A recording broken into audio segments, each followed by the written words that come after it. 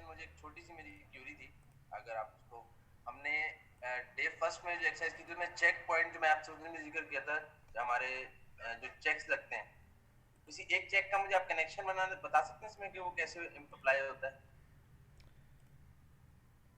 किसी एक टूल का जो चेक बॉक्स है या जो अगर हमारा। उसको मुझे कोई फार्मूला कनेक्ट करना हो, सिर्फ मैं वो जानना चाह रहा हूँ। ठीक है मैं आपको बता देता हूँ अभी। मैं ना आपको रियल टाइम एक एग्जांपल से बताता हूँ, उससे आपको आइडिया हो जाएगा किस तरह से हम इसको लिंक कर रहे होते हैं अपने टूल्स को।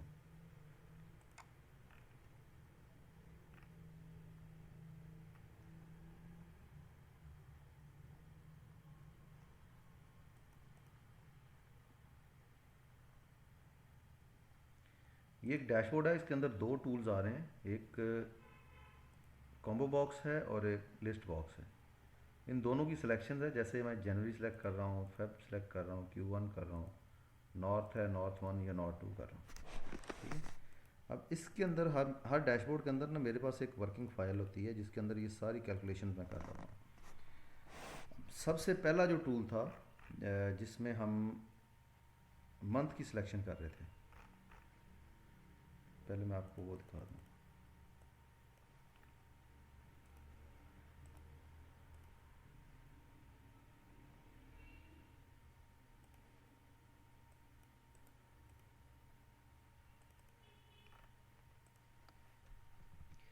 ये जो सेल है I1, ये बेसिकली ऑपरेट हो रहा है इस ड्रॉप डाउन से।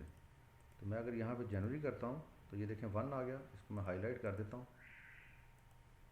और अगर मैं यहाँ से सिलेक्शन फेब करता हूँ तो यहाँ पर 2 आ गया। अब ये जो हमारा सेल है, इसकी बेस के ऊपर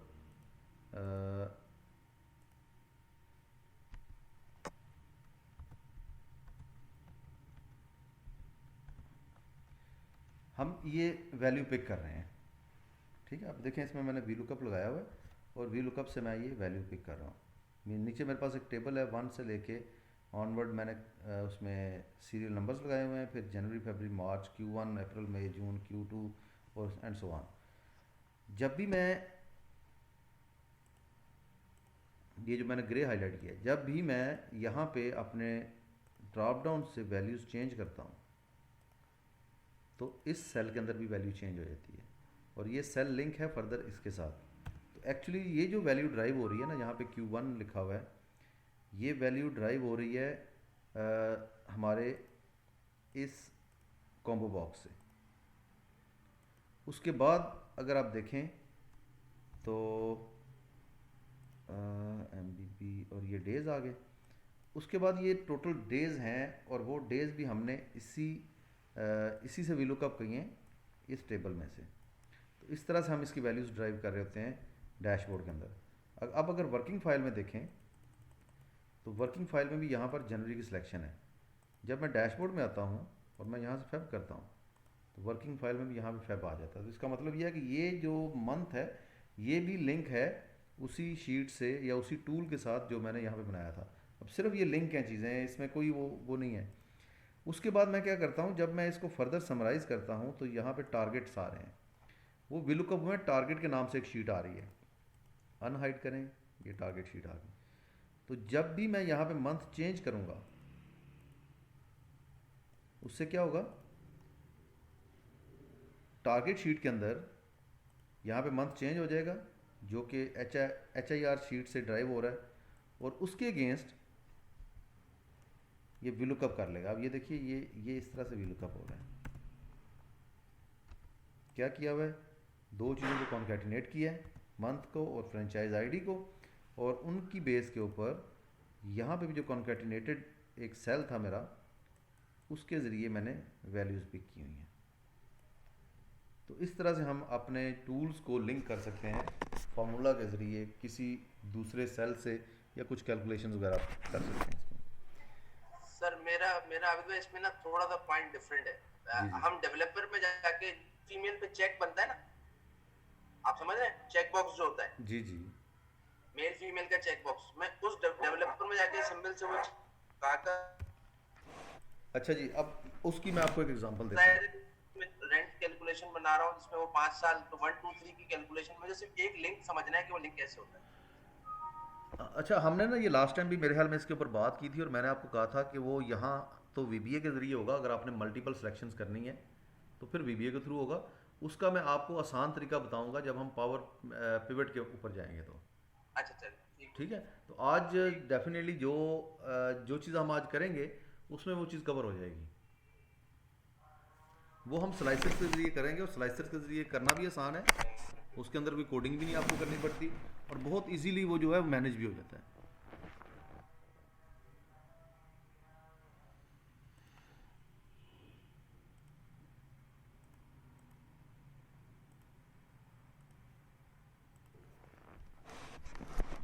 हाँ जी, इसको चलें आगे शुरू करें इसको।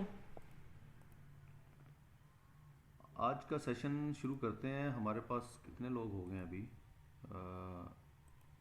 9 पीपल हैं, लेकिन ठीक है, बाकी भी जैसे जैसे टाइम मिलेगा तो ज्वाइन करते जाएंगे।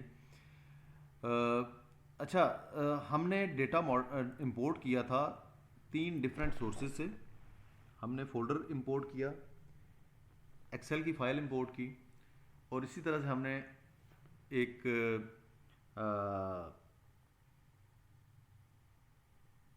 एसक्यूएल से डेटा इंपोर्ट किया था। तो ये 3 डिफरेंट सोर्सेज से हमने डेटा इंपोर्ट करके देखा था कैसे डेटा इंपोर्ट किया जाता है।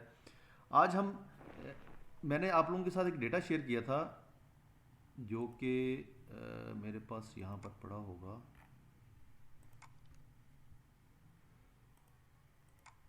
टेम्प सी ड्राइव 964 ZL और रिटेलर बैलेंस रिपोर्ट के नाम से, और मैंने आपको कहा था इसको कहीं भी अपने पास एक्सट्रैक्ट कर लें। अब इसके ऊपर हम एक पावर पिवट बनाने जा रहे हैं जो कि कुछ इस तरह से हम बनाएंगे।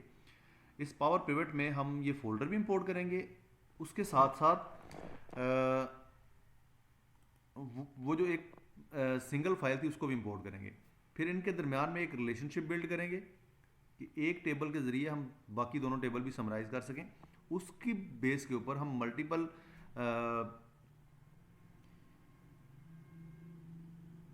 पिवट टेबल बनाएंगे और उन पिवट टेबल्स को हम किसी एक सिंगल स्लाइसर के साथ कंट्रोल करेंगे।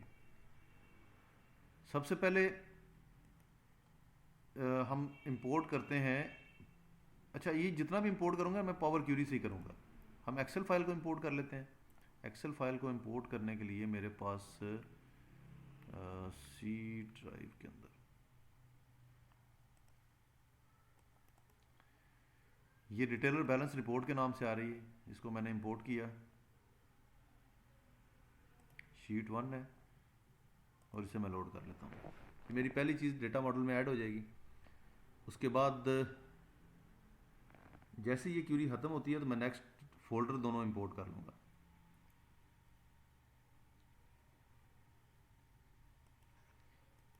फ्रॉम फोल्डर, ये फर्स्ट फोल्डर है मेरा और ये मैं करूँगा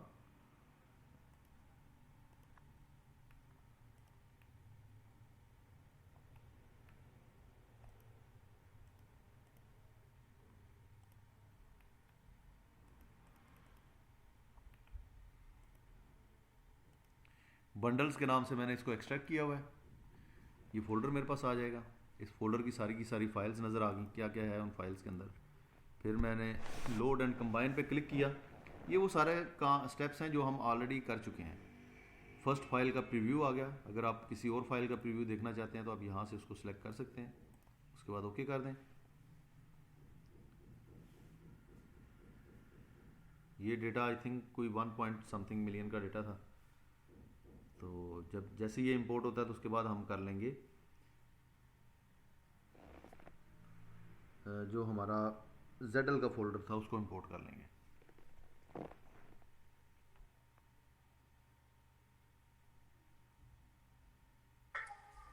अच्छा अमित भाई, मेरी क्वेरी है। जी जी। मेरी ये है कि जो हमारा पिवट टेबल होता है नॉर्मल या पावर पिवट जो भी, उसमें क्या हम 2 कॉलम्स के दरमियान में एक तीसरा कॉलम खुद से ऐड कर सकते हैं? जी जी, वो हम अभी करेंगे। ओके। कैलकुलेटेड कॉलम्स भी हम ऐड करेंगे। उसके बाद नेक्स्ट आपने एक और जो हमारे पास फोल्डर था उसको इंपोर्ट करना है और वो होगा कुछ इस तरह से। टॉपअप का, और इसे भी ओके कर दें।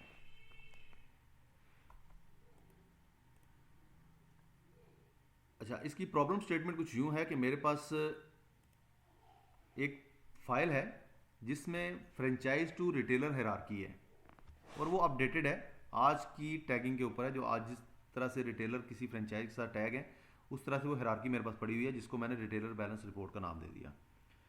मेरे पास आईटी से एक डेटा एक्सट्रैक्ट होता है डेली बेसिस पे सुबह 9 बजे, और वो एक पर्टिकुलर सैंड ड्राइव में एक फोल्डर के अंदर रख दिया जाता है, जो एक ZL के नाम से है और एक 964 के नाम से है, या बंडल्स और टॉपअप के नाम से है। मुझे रोज़ाना की बुनियाद पे इस डेटा के ज़रिए अपडेटेड हायरार्की के ऊपर समराइज डेटा करना है कि कितना टॉपअप हुआ है, कितना ZL हुआ है, सॉरी वैस रिचार्ज हुआ है, जिसको हम 964 भी कहते हैं। इसी तरह से ओपनिंग बैलेंस क्या था, करंट बैलेंस क्या है। तो ये 4 चीज़ें हम समराइज़ करेंगे और इन सब के अलग अलग पिवट टेबल बनाएंगे। लेकिन जो हमारा समरी लेवल होगा वो किसी एक ही टेबल से ड्राइव हो रहा होगा, जो कि रिटेलर बैलेंस रिपोर्ट का है। अब ये देखिए, हमारे पास 3 डिफरेंट फोल्डर्स जो हैं इंपोर्ट हो चुके हैं। अगर आप डेटा मॉडल में भी जाके देखते हैं तो यहाँ पर भी आपको ये तीनों नज़र आएंगे। ये देखिए, शीट 1 जो कि रिटेलर बैलेंस रिपोर्ट है, बंडल्स और टॉपअप। अच्छा जी, वापस आते हैं अपने पावर पिवट में। अब इसके ऊपर जब आप पिवट टेबल ड्रॉ करते हैं, जैसे मिसाल के तौर पे, अब मैंने आपको कहा था कि मैं 5 डिफरेंट पिवट टेबल्स इसके ऊपर बनाऊंगा, तो मैं क्या करता हूँ, मैं एक पिवट टेबल ड्रॉ करता हूँ। अब इस केस में मेरे पास टेबल या रेंज नहीं है, इस केस में मेरे पास डेटा कनेक्शन है। तो मैं चूज़ कनेक्शन पे क्लिक करूँगा और टेबल्स में जाके यहाँ पर मेरे पास एक डेटा मॉडल है जिसके अंदर 3 टेबल्स शो हो रहे हैं। मैं इस पर क्लिक करके इन्हें ओपन कर लूँगा। कहाँ पे बनाना है पिवट टेबल, आप लोगों ने ऑलरेडी पिवट पे काम किया होगा। सेम शीट में बनाना चाह रहे हैं या कि आप किसी न्यू शीट में क्रिएट करना चाह रहे हैं, उस तरह से आप इसकी सिलेक्शन कर सकते हैं। अब देखें, एक चीज़ आपको यहाँ पे ना बड़ी वाज़ेह नज़र आ रही होगी कि हर एक टेबल के दरमियान में एक लाइन नज़र आ रही है ग्रे कलर की। ये लाइन ये शो करती है कि इन टेबल्स का आपस में कोई रिलेशनशिप नहीं है, ये स्टैंड अलोन टेबल है। अब इसकी मैं आपको ना एक समरी बना के दिखाता हूँ। जैसे मैं यहाँ से रीजन उठा लेता हूँ शीट 1 से, और बंडल से जाके मैं रेवेन्यू उठा लेता हूँ। मेरे पास जो रेवेन्यू का नंबर है ये सब का सेम आ रहा है, वेयर एज कि ऐसा नहीं हो सकता कि हर एक रीजन में रेवेन्यू एक जैसा हो। लेकिन साथ ही अगर आप राइट साइड पे देखें तो मेरे पास रिलेशनशिप के अंदर क्रिएट रिलेशन का एक ऑप्शन भी आ गया है। जब मैं इसके ऊपर क्लिक करता हूँ, मेरे पास विंडो ओपन हो जाती है जो कि मुझे बताती है कि जनाब मैंने जो रिलेशनशिप क्रिएट करना है वो किसके ऊपर करना है।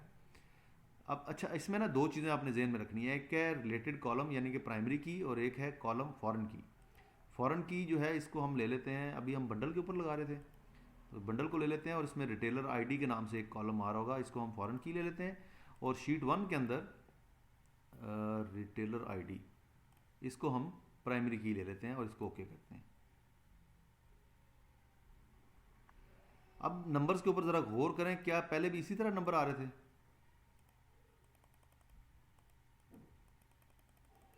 नहीं, नंबर चेंज हो गए हैं। अब बेसिकली पहले ये नंबर समराइज नहीं हो रहे थे, अब ये समराइज हो गए। पहले सबके पास ये 2.6 बिलियन का एक नंबर जो है यही शो हो रहा था। अब हर एक रीजन के अगेंस्ट नंबर डिफरेंट आ गया, क्योंकि हमने 2 टेबल के दरमियान में एक रिलेशनशिप बिल्ड कर दी है। लेकिन और अगर आप देखें इन दोनों टेबल्स के दरमियान में जो ग्रे लाइन थी वो भी ख़त्म हो गई है। एक तीसरा टेबल है टॉपअप के नाम से, इसके दरमियान में ग्रे लाइन अभी भी आ रही है।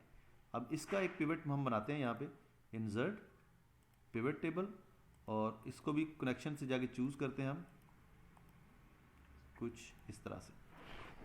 अब इसमें शीट 1 से हम उठाएंगे रीजन, और टॉपअप से हम उठा लेंगे ML अमाउंट। अब इस केस में फिर देखें, हमारे पास जो नंबर है वो सेम आ रहा है सब में। क्यों सेम आ रहा है? क्योंकि हमारा जो रिलेशनशिप है इन 2 टेबल्स का वो नहीं बिल्ड हुआ हुआ। तो उसको हम क्रिएट करेंगे। क्रिएट पे जाके टेबल 1 में हम लेंगे टॉपअप, और इसका कॉलम उठा लेंगे रिटेलर आईडी। इसी तरह रिलेटेड टेबल में से हम शीट 1 को उठा लेंगे और इसका कॉलम उठा लेंगे रिटेलर आईडी, और इन दोनों को ओके कर देंगे। अब देखिए ये भी समराइज हो गया उसी तरह से जिस तरह से हमारा टेबल 1 हुआ था, कुछ यूँ। अब इसी तरह से एक और हम पिवट टेबल ड्रॉ करते हैं और उस पिवट टेबल के अंदर कुछ डिफरेंट दिखाते हैं। जैसे मिसाल के तौर पे यहाँ पे मैं ले लेता हूँ। अच्छा, अब देखें इन सब के दरमियान से ना वो ग्रे लाइन ख़त्म हो गई है, जो कि ये शो कर रही है कि अब ये तीनों टेबल जो है basically as a one table काम कर सकते हैं, ये अलग अलग नहीं है। तो हम इसमें से रीजन उठाते हैं और इसमें से हम ओपनिंग बैलेंस भी ऐड कर लेते हैं। वो तो डेफिनेटली एक ही जब टेबल होगा तो उसमें वो वाला मसला नहीं आएगा रिलेशनशिप का, वो ऑलरेडी सिंगल टेबल है। अब ये 3 टेबल हैं, इनमें से 2 टेबल का डेटा हमने लिंक करके उठाया है और एक टेबल का डेटा डायरेक्टली उठा लिया है। यहाँ पर ना एक और काम करते हैं, काम ये करते हैं कि हम ट्रांजैक्शंस की एक ट्रेंड लाइन बना लेते हैं। अब ट्रेंड लाइन किस तरह से बनाएंगे, एक और पिवट टेबल ड्रॉ करें, कनेक्शन चूज़ करें यहाँ से, और आपने ये पूरी की पूरी अरे उठानी है। उसके बाद टॉपअप में जाएं, यहाँ से ट्रांजैक्शन डेट आ रही है, इसको रोज़ में फेंक दें कुछ इस तरह से, और इसके अगेंस्ट नंबर ऑफ ट्रांजैक्शंस को ऐड कर लें। अच्छा, अब आपने जो चीज़ नोट करने की है वो ये है कि आपके पास 4 डिफरेंट टेबल हैं जिनका डेटा भी डिफरेंट सोर्सेज से आ रहा है, और इसके ऊपर अगर हम स्लाइसर ऐड करना चाहते हैं, स्लाइसर बेसिकली फ़िल्टर है। जिस तरह से आपने फ़िल्टर यूज़ किया था, जो भी हम थोड़ी देर पहले भी देख रहे थे, चेक बॉक्स या कॉम्बो बॉक्स, लिस्ट बॉक्स वगैरह, उसी तरह से स्लाइसर भी एक फ़िल्टरिंग टूल है जो कि टेबल को या पिवट टेबल को समराइज़ करता है। अब स्लाइसर पे क्लिक करें, ये देखें इंसर्ट की टैब के अंदर फ़िल्टर्स में जाके स्लाइसर्स आ रहे हैं। अब स्लाइसर किसके ऊपर लगाना चाह रहे हैं, स्लाइसर्स आप लगा सकते हैं इस डेट के ऊपर लगा सकते हैं, या आप रीजन के ऊपर लगा सकते हैं। तो हम शीट 1 के अंदर जो रीजन था उसके ऊपर स्लाइसर लगा देते हैं। अच्छा, अब होना ये चाहिए आइडियली, मेरा जब टूल ऐड हो गया, फॉर एग्जांपल ये एक डैशबोर्ड है और उसके राइट साइड पे मैंने एक लिस्ट बॉक्स दे दिया, जब मैं इसके किसी एक पर्टिकुलर रीजन के ऊपर क्लिक करता हूं तो मेरे तमाम के तमाम टेबल जो हैं वो समराइज होने चाहिए उसी तरह से, लेकिन ऐसा हुआ नहीं है। जिस टेबल के ऊपर मैंने ये स्लाइसर ऐड किया था सिर्फ वही समराइज हुआ, बाकी कोई भी टेबल समराइज नहीं हुआ। अब मैं उसके सबको लिंक कैसे करूंगा, मैं राइट क्लिक करता हूं और यहां पर रिपोर्ट कनेक्शंस आ रहा है। स्लाइसर के ऊपर मैंने राइट क्लिक किया, रिपोर्ट कनेक्शंस में गया तो यहां पर मेरे पास 4 पिवट टेबल्स आ रहे हैं। मैंने चारों को चेक किया और ओके कर दिया। अब मैं जब भी सिलेक्शन चेंज करूंगा तो आप देखें उसी सिलेक्शन के ऊपर जाके मेरे पास डेटा समराइज हो गया है। इसको ज़रा यहाँ पे ले आते हैं ताकि सारे टेबल नज़र आते हैं। अब आपकी क्यूरी थी कि मैं मल्टीपल सिलेक्शंस कैसे करूँगा। कंट्रोल प्रेस करें और जिस जिसको आप सिलेक्ट करना चाह रहे हैं वो सारे सिलेक्ट कर लें, या अगर आपने 1 से लेके नॉर्थ तक करना है तो आप पहले को सिलेक्ट करके शिफ्ट प्रेस करें और नॉर्थ 2 के ऊपर क्लिक कर दें तो यहाँ तक का डेटा आपके पास समराइज हो जाएगा। अच्छा, ये तो था कि अगर आपने करना है रीजन के ऊपर। अब आ जाती है बात टाइमलाइंस की कि आपको ये पर्टिकुलर डेट का डेटा चाहिए या कुछ दिनों का डेटा चाहिए, तो आप इसके ऊपर स्लाइसर भी ऐड कर सकते हैं। इंसर्ट में जाएं, यहाँ पर टाइमलाइंस आ रहे हैं। ये टाइमलाइंस बेसिकली उसी के ऊपर लगेगी जहाँ पर आपका डेट फॉर्मेट है। डेट फॉर्मेट के अलावा टाइमलाइंस ऐड नहीं हो सकती। तो ये उसने ऑटोमेटिकली आपको वो कॉलम शो कर दिया है टी डेट के नाम से, जिसमें डेट है, और ये देखिए इसकी टाइमलाइंस आ गई हैं। ये टाइमलाइंस आप ईयरली भी देख सकते हैं, क्वार्टरली भी देख सकते हैं, मंथ में भी देख सकते हैं और डेज़ में भी देख सकते हैं। अब यहाँ से हम इसको चेंज कर लेते हैं डेज़ पे। डेज़ में भी अगर आप देखें तो ये ऊपर मंथ भी आ रहा है, उसके बाद उसके नीचे वो आ रहा है, क्या कहते हैं उसको, डेज़ आ रहे हैं। तो हम इसकी डेट हमारे पास इस वक्त तकरीबन कोई मई जून की है, हम इसको मई में ले आते हैं। किसी एक दिन को अगर आप सिलेक्ट करते हैं तो उसी एक पर्टिकुलर डे का डेटा आ जाएगा। लेकिन अब फिर चैलेंज वही आ गया कि एक ही टेबल इससे समराइज़ हो रहे हैं। राइट क्लिक करें, रिपोर्ट कनेक्शंस में जाएं और यहाँ से रिमेनिंग जो भी आपके टेबल्स हैं वो सारे के सारे सिलेक्ट कर लें। अब जैसे जैसे आप इसको चेंज करते जाएंगे आपकी डेटा आपका समराइज़ होगा। लेकिन अब इसमें मसला ये है कि यहाँ पर समराइज़ नहीं हो रहा। उसकी रीज़न ये है कि ये जो टेबल हैं इनके अंदर एक तो डेट के दरमियान में हमने कोई रिलेशनशिप बिल्ड नहीं किया हुआ। हमारा रिलेशनशिप है रिटेलर के ऊपर, इसलिए मसला आ रहा है। दूसरी बात यह है कि ये डेटा और ये डेटा डिफरेंट डेट्स का है। अगर ये डेटा आपका एक जैसी डेट्स का होता तो आपका स्लाइसर जो है वो इन सब को भी समराइज़ करता। इसके अंदर डेट के बगैर डेटा है, यहाँ पर जो डेटा है वो डिफरेंट डेट्स का है और यहाँ पर डिफरेंट डेट्स का। और ये आपको जब आपने इधर क्लिक किया तो आपको रिलेशनशिप क्रिएट करने का भी कह रहा है, जो कि आप यहाँ से डेफिनेटली नहीं कर सकते क्योंकि डेट्स रिपीट हो रही हैं। उसके लिए आपको अलग से एक टेबल क्रिएट करना पड़ेगा। उस टेबल को डेटा मॉडल में लेके जाएंगे, फिर उस टेबल के ज़रिए आप इन सबको लिंक कर सकते हैं। हाँ जी, अब मुझे बताएं कि आपका वो जो क्वेश्चन था वो इससे एड्रेस हो जाता है? मंथ वाइज हो जाएगा जी। ठीक है, वो आप यहाँ से सिलेक्शन कर सकते हैं, मंथ की कर सकते हैं, क्वार्टर की कर सकते हैं, ईयर की कर सकते हैं। तो वो आपके ऊपर है, आप किस तरह से डेटा को समराइज़ करना चाह रहे हैं।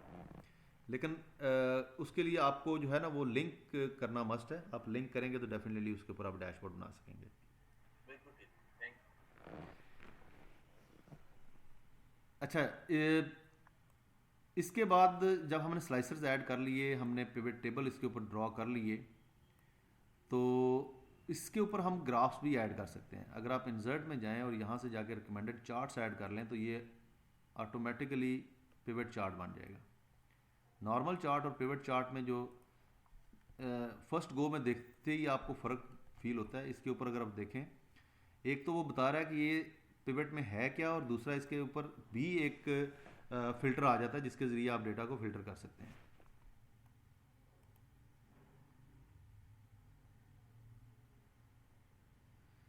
जी सिकंदर साहब, हमने अभी स्लाइसर को इन तमाम पिवट्स के ऊपर अप्लाई किया था।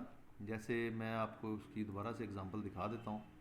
ये देखिए, मैंने सेंट्रल 1 के ऊपर किया था, इसी तरह से सेंट्रल 2, 3, 4, 5।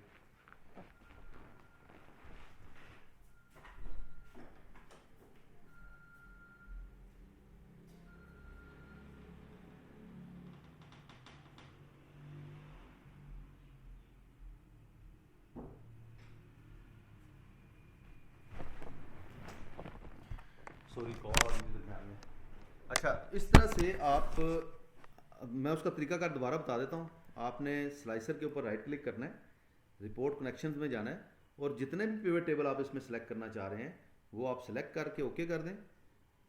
तो ये स्लाइसर जो है ये उन तमाम पिवट टेबल्स के ऊपर एप्लीकेबल हो जाएगा। आप इसको क्लियर कर सकते हैं और इसको ऐड कर सकते हैं।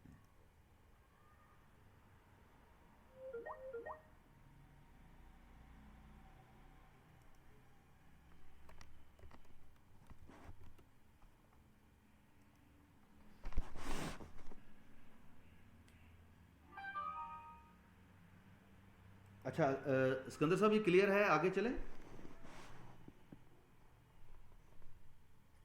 या इसको रिपीट कर लें एक दफ़ा? ओके। अमित भाई, ये जहाँ पे हमने प्राइमरी की ऐड की है जी शुरू में।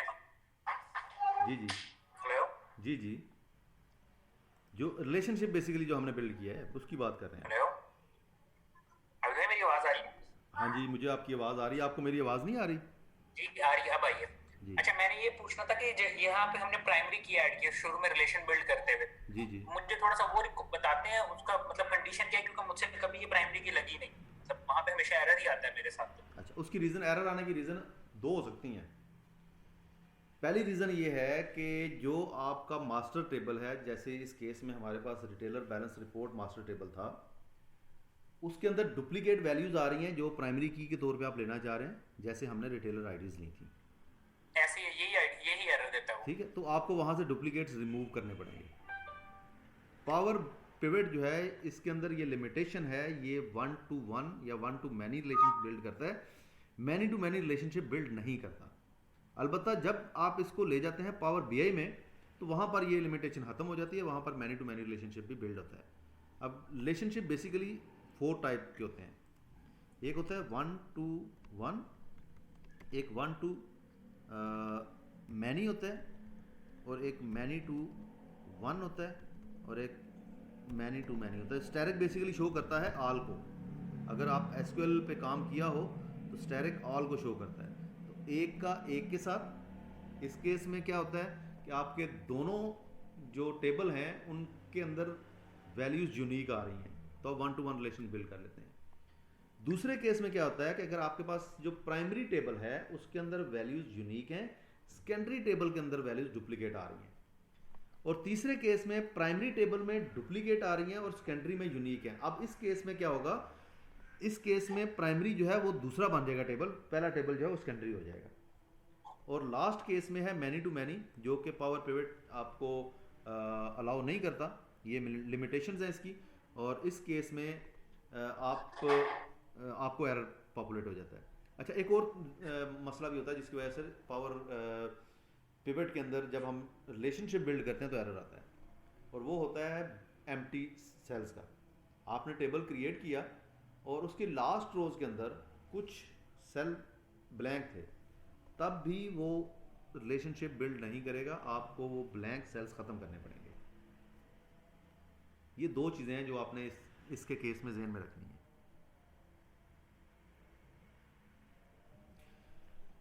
अच्छा, अब स्लाइसर को मज़ीद हम खूबसूरत कर सकते हैं, पिवट टेबल को भी। देखें, मैं ना एक काम कर रहा था तो ये हर दफ़ा पिवट टेबल का साइज़ चेंज हो रहा है। एक तो ये चीज़ जो है ये ठीक नहीं है कि मेरे नंबर जो है वो ख़राब हो जाते हैं जब मैं सिलेक्शन चेंज करता हूँ। तो सबसे पहली चीज़ ये है कि मैं पिवट टेबल पर राइट क्लिक करूँगा और पिवट टेबल की सेटिंग्स में चला जाऊँगा, पिवट टेबल ऑप्शंस में। यहाँ पर एक ऑप्शन आ रहा है auto fit column width on update. मैं इसको अनचेक करके ओके कर दूंगा। अब ये सिर्फ मैंने पहले टेबल की है। अब इसकी विड्थ मैंने फिक्स कर दी, बाकी जो है वो उनकी विड्थ एज इट इज़ है। Right click, pivot table options, auto fit ख़त्म कर दिया। टेबल्स एंड फिल्टर में जाके मैंने अलाउ मल्टीपल एवेल्युएट डिस्प्ले में जाके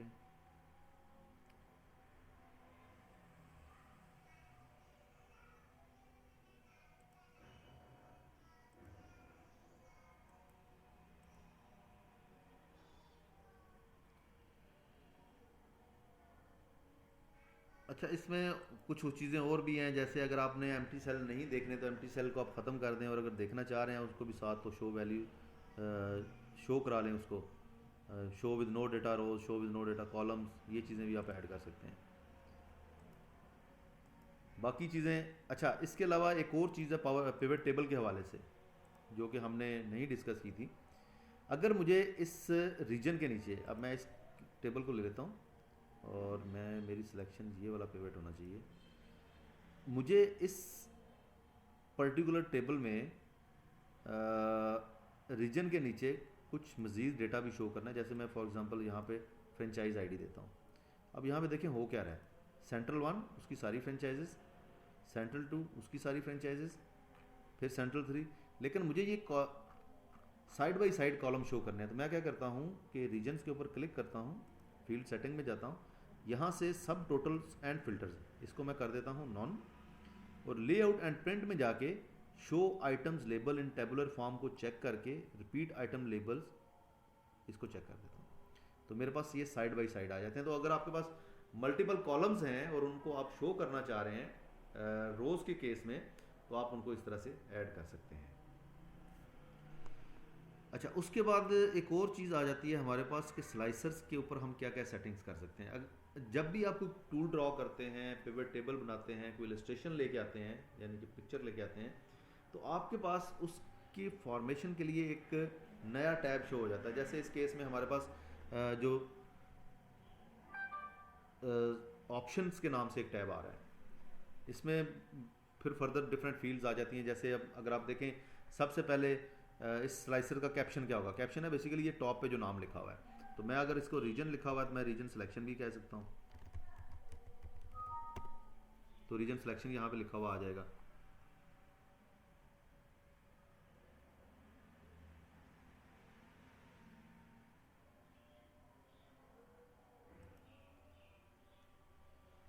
इसी तरह से इनके कलर्स आप चेंज कर सकते हैं, इनके स्टाइल चेंज कर सकते हैं। जैसे मैंने ये स्लाइसर का कलर यहाँ से चेंज किया, यहाँ से चेंज किया, ये इसी तरह से अगर आप ड्रॉप डाउन में चेक करें तो कुछ ऐसे आ जाते हैं। जिस तरह से अगर आपने सिलेक्शन की है तो कलर कुछ और हो जाएगा, और जो डिसलेक्टेड है उनका कलर कुछ और हो जाएगा। फिर आप नंबर ऑफ़ कॉलम इंक्रीज़ कर सकते हैं। जैसे अगर आप प्रोडक्ट के केस में देख रहे हों तो वहाँ पर नंबर ऑफ़ प्रोडक्ट्स बढ़ती जाती हैं, तो आप नंबर ऑफ़ कॉलम्स भी इसके इंक्रीज़ कर सकते हैं।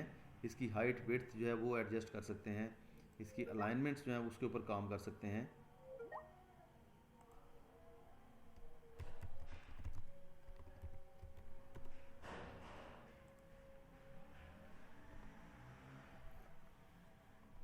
ये सारी इसकी सेटिंग्स हैं स्लाइसर्स की। और इसके ऊपर मेरे ख्याल में आप लोगों को भी आइडिया हो गया होगा कि डैशबोर्ड बनाना या कोई भी चीज़ डेवलप करना बहुत आसान है बनिस्बत इसके कि हम कॉम्बो बॉक्स ड्रॉ करें, उसको लिंक करें, उसके ऊपर फार्मूलाज दिखाएं। जैसे मैंने आपको स्टार्ट में एक डैशबोर्ड दिखाया था जो कि उसी तरह की एक टेक्नोलॉजी के ऊपर बिल्ड किया गया था, लेकिन उसमें बहुत सारी वर्किंग थी और बहुत सारी चीज़ें थी। मैंने एक डैशबोर्ड सिंपल बनाया था इसी को यूज़ करते हुए। ये ट्रेनिंग डैशबोर्ड है,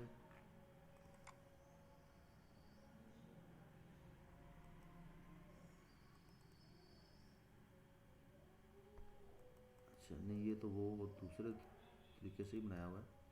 एक डैशबोर्ड मुझे याद आ रहा है कि मैंने बनाया था जिसके अंदर हमने ड्रॉप डाउन्स यूज़ किए थे और इस तरह की सारी चीज़ें की थी। अगर वो मुझे मिलता है तो मैं आप लोगों को वो भी शो करवाता हूँ। पावर पिवट, पावर पीआई,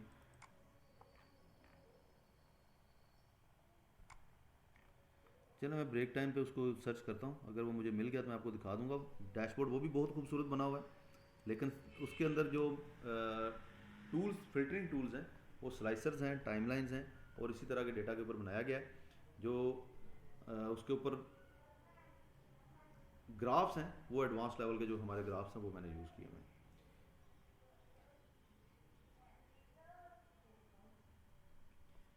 अभी थोड़ी सी ब्रेक कर लें। इस ब्रेक के बाद हम कुछ पोर्शन स्लाइसर्स का कवर करेंगे और उसके बाद मैक्रोस का जो सेशन है उसको हम डिस्कस करेंगे। तो नमाज पढ़ लें, तकरीबन 15 मिनट्स की ब्रेक कर लें। 4 बजे दोबारा इस सेशन को स्टार्ट करते हैं।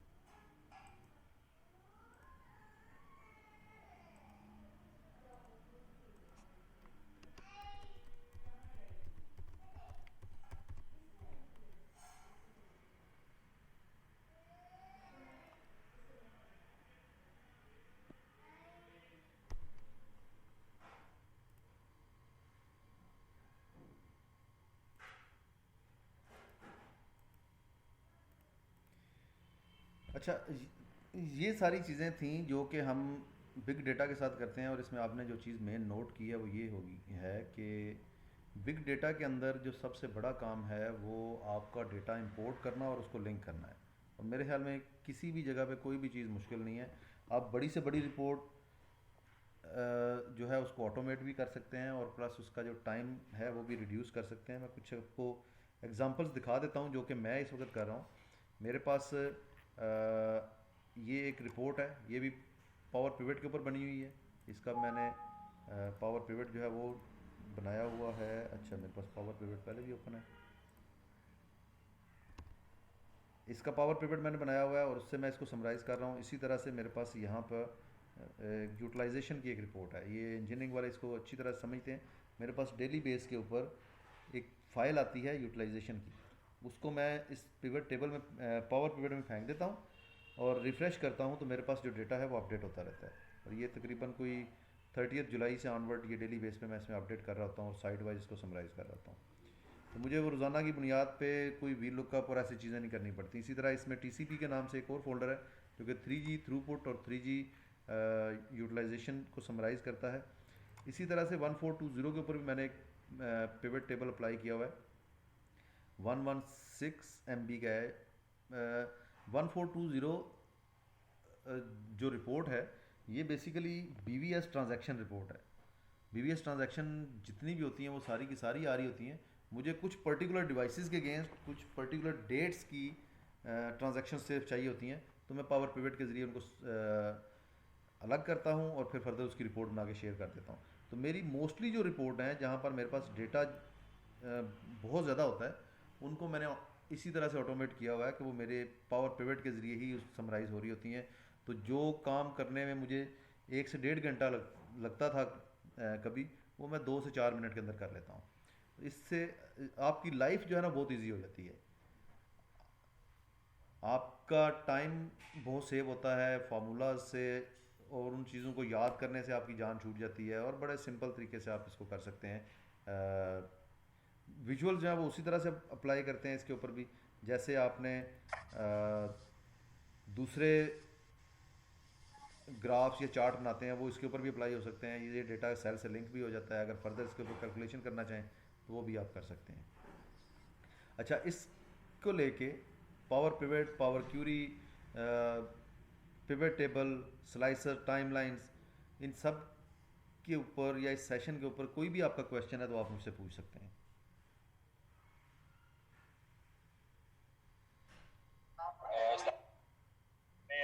ये तो आपने चार्ट बनाया या स्लाइसर बनाए, वो जो डेटा हमारे पास ऑलरेडी अवेलेबल था, अगर इसमें हमारे पास कोई ऐसा डेटा, मिसाल के तौर पे हम रिटेलर्स के ऊपर काम कर रहे हैं, रिटेलर्स की डेली की ट्रांजेक्शन होती है वो डे बाय चेंज हो रही होती हैं, तो अगर हमें उसमें कोई एडिशन करते हैं कि हमें उस पर नेक्स्ट किसी डेट का डेटा लेना है, तो अगर वो हम शीट को ऐड करेंगे तो उसके बाद हमें फर्दर इसमें कोई चेंजेस करनी पड़ेगी या कोई और इसका तरीकेकार होगा?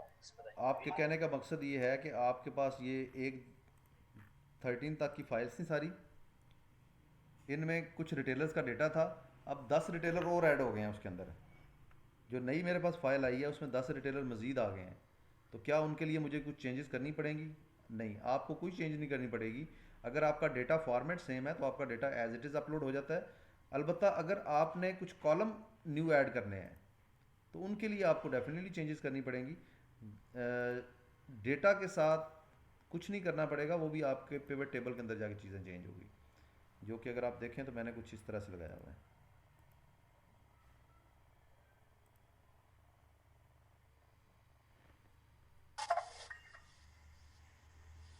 ये देखिए, ये मेरे पास डिवाइस आईडी आ रही है, उसकी ट्रांजैक्शन डेट आ रही है, ट्रांजैक्शन टाइप को मैंने कॉलम में फेंक दिया, और ये day wise device wise transaction जो है समराइज़ हो रही हैं। अच्छा, ये जो डेटा है ना, ये कोई 3 मिलियन के लगभग डेटा है जिसके ऊपर ये समराइज़ किया हुआ है, एक ही टेबल है।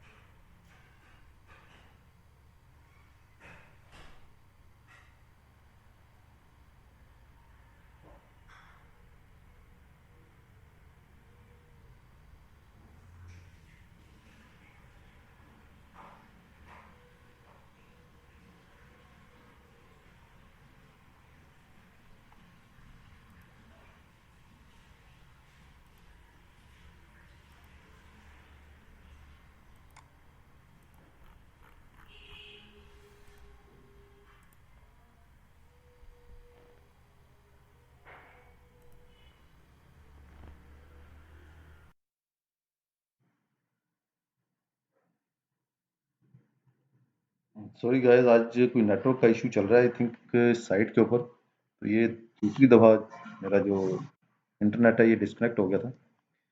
अच्छा, इसमें आपको ऐसा कोई, अब मुझे डिवाइस वाइज चाहिए, अगर मैं मिसाल के तौर पे 8-10 डिवाइसेस मज़ीद ऐड हो जाती हैं या कुछ डिवाइसेस उसमें से ख़त्म हो जाती हैं, तो उन डिवाइसेस का डेटा यहाँ पे नई आने वाली का अपेंड हो जाएगा, और जो खत्म हो गई है वो उस डेट के बाद यहाँ पे शो नहीं होगा।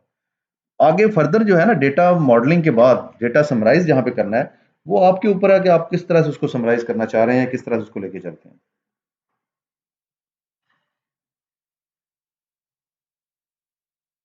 मिसाल के तौर जी जी।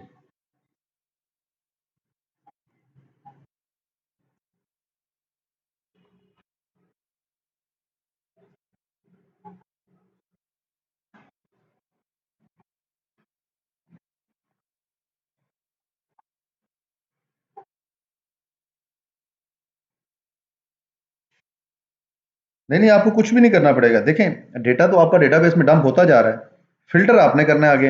वो आप कुछ डेट का डेटा उसमें से हटा भी सकते हैं टाइमलाइंस लगा के, या कुछ जो नई आईडीज हैं वो तो डेफिनेटली ऑटोमेटिकली ऐड होंगी आपके पिवट टेबल के अंदर या आपके पावर पिवट के अंदर, वो ऑटोमेटिकली ऐड हो जाएंगी। अगर आपने उसमें से कुछ डेटा फिल्टर आउट करना है, तो उसके लिए आपको करना ये पड़ेगा कि आपको स्लाइसर का यूज करके, फिल्टर का यूज करके उसको आप हटा सकते हैं।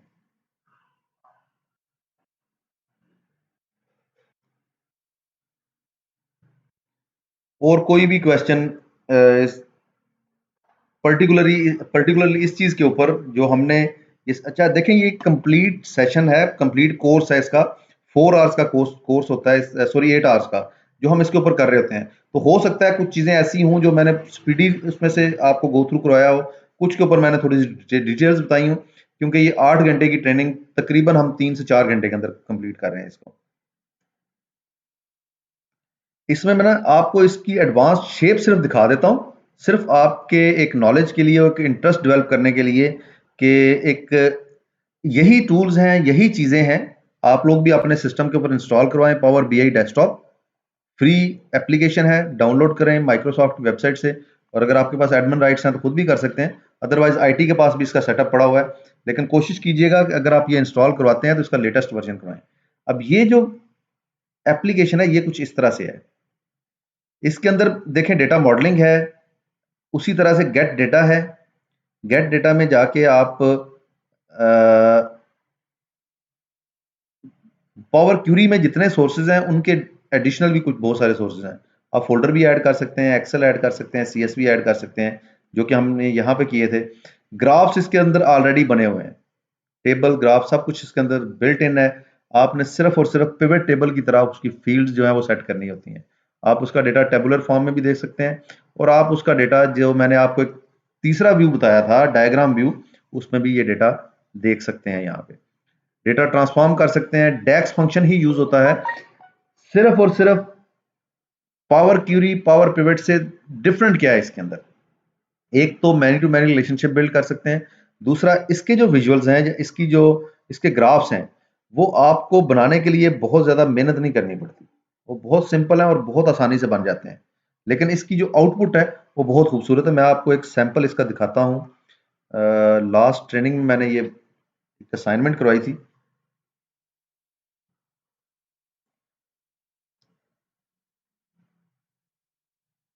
इसके ऊपर शिफ्ट होना थोड़ा सा मुश्किल है। मुश्किल इस वजह से नहीं है कि आपको समझ में नहीं आएगा, मुश्किल इस वजह से है कि हम अपने आप को कन्वर्ट नहीं कर पा रहे होते एक टूल से दूसरे टूल की तरफ जाने में। लेकिन ये वो सारे काम आपको सिखा देता है जो कि आपने पावर पिवट में, पावर क्यूरी में किए होते हैं। ये पावर बीआई के अंदर वो सारे के सारे टूल्स हैं, एडिशन है विजुअलाइजेशन की। और ये देखें उसके अंदर ये एक डैशबोर्ड छोटा सा बना हुआ है। मजीद एडिशन क्या है कि आप चीज़ें ग्राफ्स के ऊपर भी दिखा सकते हैं यहाँ पर, जो कि एक्सेल के अंदर नहीं है। हर तरह के विजुअल्स हैं, पाई चार्ट भी है, लेबल्स भी हैं, उसके बाद बार चार्ट्स भी हैं, एरिया चार्ट, लाइन चार्ट, ये सारी चीज़ें इसमें आप ऐड कर सकते हैं। तस्वीरें ऐड कर सकते हैं। ये देखें यहाँ पर स्लाइसर्स भी हैं, इसके अंदर स्लाइसर्स की सिलेक्शन है, टाइमलाइंस की सिलेक्शन है, वहाँ पे भी टाइमलाइंस थी, यहाँ पे भी टाइमलाइंस हैं। तो वो सारी चीज़ें जो आपने वहाँ पे की हैं वो भी इसमें कर सकते हैं, और कुछ एडिशनल चीज़ें भी हैं जो कि इसमें आप समराइज कर सकते हैं। फिर आपने डेटा पावर बीआई में इंपोर्ट किया, उसको समराइज किया, और उसके बाद आपको उसकी समरी जो है वो एक्सेल में चाहिए, तो आप इस डेटा को एक्सपोर्ट भी कर सकते हैं।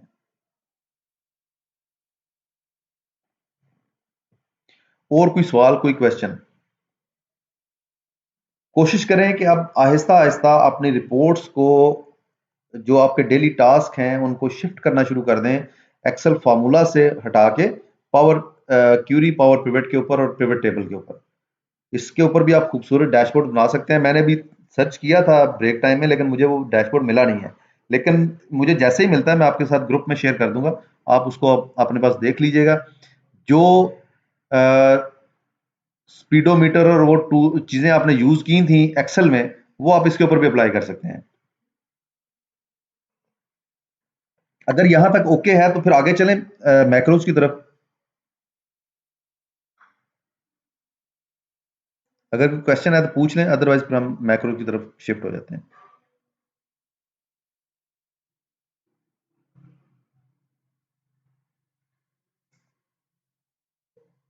खामोशी बता रही है कि किसी का कोई क्वेश्चन नहीं है। अच्छा जी, अब हमारे पास नेक्स्ट जो चीज़ है वो आ जाती है मैक्रोज की, और ये हमारे पास मैक्रोज की। देखिए मैंने यहाँ पर आपने अक्सर रिपोर्ट्स के अंदर या डैशबोर्ड के अंदर बटन्स देखे होंगे। पहले मुझे ये बता दें कि आप लोगों का कॉन्सेप्ट क्या है मैक्रोज के बारे में, कि मैक्रो क्या चीज़ है। कामरान, आप बताएं, आप एक्सेल में काफ़ी अच्छे भी हैं। हारिस साहब।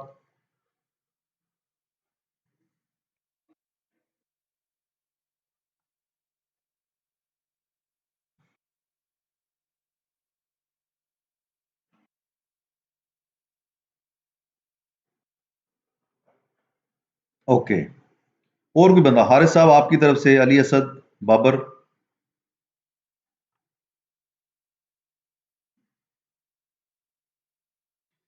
ठीक हो गया। अच्छा, मैक्रोज जो है ना, बेसिकली आपने वीडियो रिकॉर्डिंग तो सबने की होगी। ऑलमोस्ट हर बंदे ने वीडियो अपने मोबाइल फोन से, कैमरा से, किसी ना किसी जरिए से रिकॉर्ड की है। तो वीडियो रिकॉर्डिंग में क्या होता है, आपने वीडियो आज के दिन में रिकॉर्ड की, 1 साल के बाद देखी तो क्या हुआ, वही सारे सीन, हाँ वो जो बिल्डिंग्स आपने उस वक्त उसमें रिकॉर्ड की थी वो बाद में खत्म हो जाएं, या वो दरख्त काट दिए जाएं, लेकिन वो आपको सीन उसी तरह से दोबारा नजर आते हैं। ऐसे ही होता है। तो जो मैक्रो है ये बेसिकली आपके काम को, या जो भी चीज आप परफॉर्म कर रहे हैं उसको रिकॉर्ड करता है और रीयूज के लिए आपके पास रखता है। तो ऑटोमेशन का बड़ा बेस्ट टूल है। मैक्रो की एडवांस्ड शेप जो है वो वीबीए कोडिंग है, और बेसिक शेप मैक्रोज हैं। अब मैं आपको दिखाता हूँ, एक सैंपल दिखाता हूँ। जैसे अब मेरे पास ये एक टेबल है, इसमें सब रीजन वाइज रेवेन्यूज आ रहे हैं, और जब मैं सम वैल्यूज पे क्लिक करता हूं तो आप देखें ऑटोमेटिकली उसने सेंट्रल का टोटल भी लगा दिया, नॉर्थ का टोटल भी लगा दिया, साउथ का भी लगा दिया, और उन सबको भी सम कर दिया। अगर आप हर एक के ऊपर क्लिक करें तो ये फॉर्मूला है। अच्छा, इसके ऊपर एक और काम भी हो सकता था। अगर मैं इसको वैल्यूज में भी पेस्ट करता तो ये भी पता ना चलता कि यहां पर मैंने फॉर्मूला लिखा था। फिर उसके बाद मैं कंट्रीब्यूशन, ये देखें पूरे का पूरा कॉलम ब्लैंक है। मैं कंट्रीब्यूशन पे क्लिक करता हूं तो वो क्या करता है कि वो यहां पर भी एक फॉर्मूला लिख देता है, जो कि कुछ यूं है।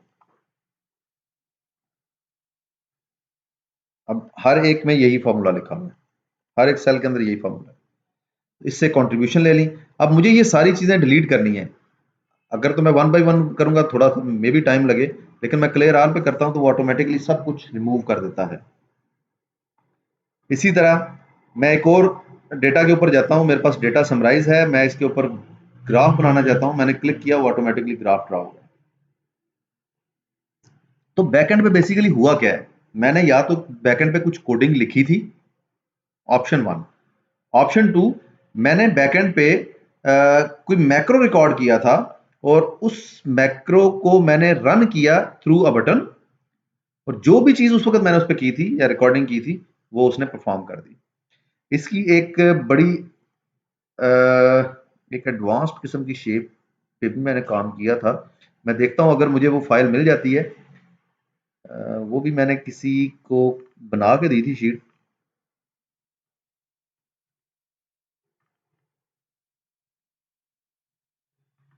और उस केस में भी जब मैं मैक्रो रन करता था तो मल्टीपल एक्टिविटीज वो उसके अंदर परफॉर्म करता था।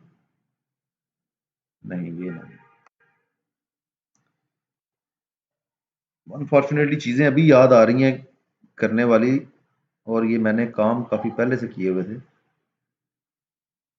City wise table, CP, summary, workspaces, ये क्या?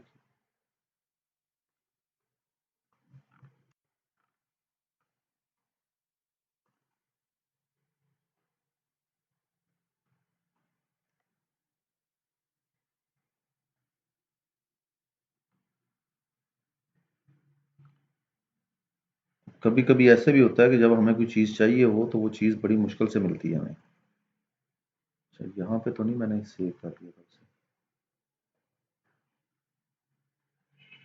ये क्या चीज़ है? ये भी नहीं है। और यहाँ पर सेंट आइटम में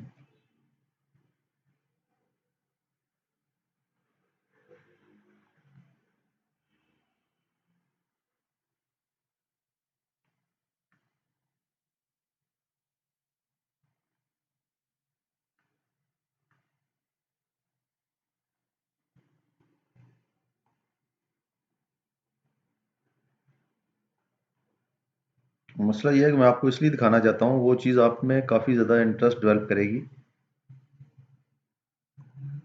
बड़ा अच्छी चीज़ वो बनी हुई थी,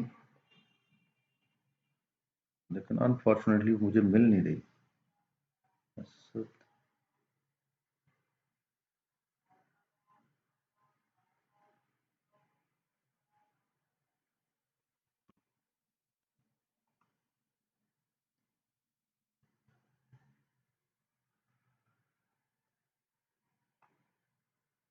अली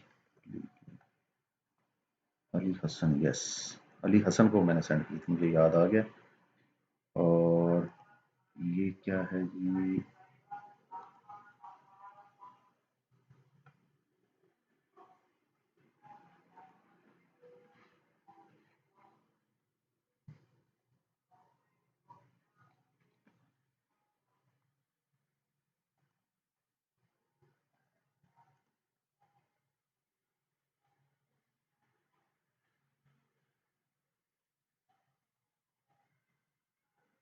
यहाँ पे मैंने एक बटन क्रिएट किया था और उसकी बैकएंड पे मैं आपको कोडिंग भी दिखाता हूँ, जो कोडिंग मुझे करनी पड़ी थी।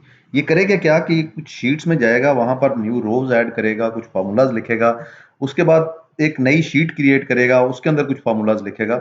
और इसके लिए मुझे क्या करना था कि सिर्फ एक बटन प्रेस करना था और उसके बाद मुझसे वो पूछता है कि इसके अंदर आप क्या ऐड करना चाह रहे हो। मैं मिसाल के तौर पर कहता हूँ ट्रेनिंग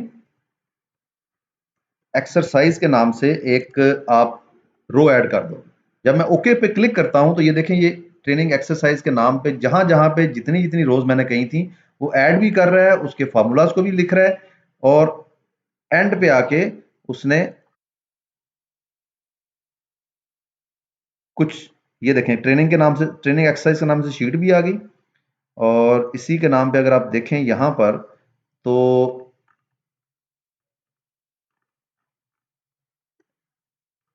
ट्रेनिंग एक्सरसाइज के नाम से रोज रोज ऐड होगी, यहाँ पे भी ऐड हो गई है। और जिस जिस जगह पे हमने इसका मैक्रो में रिकॉर्डिंग की थी या मैक्रो वीबीए में कोडिंग की थी कि हमें रोज ऐड करनी है, हर उस जगह पे उसने ट्रेनिंग एक्सरसाइज की रो भी ऐड की है। और उसके अगेंस्ट अगर देखें तो इसने कुछ फार्मूलाज भी लिखे हुए हैं। मैंने सिर्फ ये एक ही मरतबा काम किया था और एंड पे जिस बंदे ने इसको यूज करना है उसके लिए, ये देखें, ये पूरी की पूरी शीट क्रिएट की है, इसके अंदर कुछ ग्राफ्स भी उसने बना दिए हैं। ये सारा कुछ हुआ है मैक्रो या वीबीए के जरिए। कोई मुश्किल नहीं है, सिर्फ इसमें ये देखिए, ये इसकी कोडिंग है, जिस कोडिंग के ऊपर ये सारा काम कर रहा है। ये स्टार्ट में मैंने अपने नाम का ये मैक्रो रिकॉर्ड किया था और ये सारे काम करता है। और उसके बाद इसको मैंने असाइन कर दिया था एक बटन के साथ जो कि यहाँ पे है। तो ये मेरी अपनी लाइफ का सबसे कॉम्प्लेक्स मैक्रो था जो मैंने डेवलप किया था। इसके अलावा शीट सेपरेट करना, मिसाल के तौर पे आपके पास डेटा है 1000 साइट्स का और आपके लिए बड़ा मुश्किल है कि उन 1000 साइट्स का डेटा अलग अलग शीटें बनाना, तो आप वन गो में मैक्रो लिखें और मैक्रो के जरिए आप उसकी 1000 शीट्स बना सकते हैं। तो ये चीज़ें मैक्रो के ज़रिए करना बहुत आसान है। इसी तरह एक और मैं आपको मैक्रो दिखाता हूँ, जो मैंने तो नहीं लिखा, किसी और का लिखा हुआ मुझे मिला था और मैं उसको यूज़ कर रहा हूँ। वो मेरे पास पड़ा है